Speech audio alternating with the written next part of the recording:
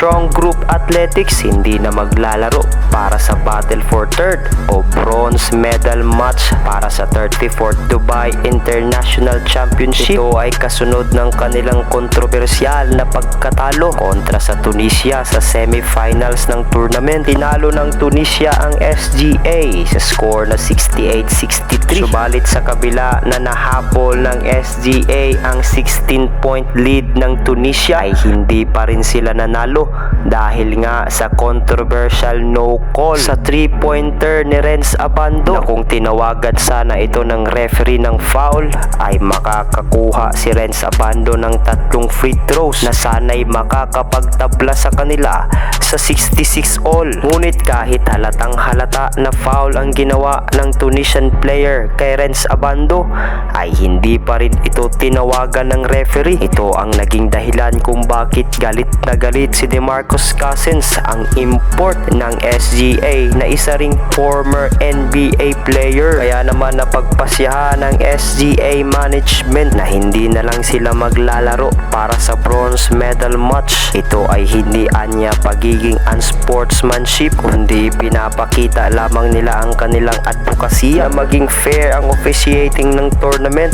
upang mabigyan ng lahat ng team ng fair din na tsansa na makipag-compete. Nagpapasalamat naman ang buong kupunan ng SGA sa lahat ng mga Filipino supporters na talagang pumupunta pa sa venue para ipakita ang suporta sa team na representative ng Philippines para sa ganitong klaseng global stage na basketball tournament.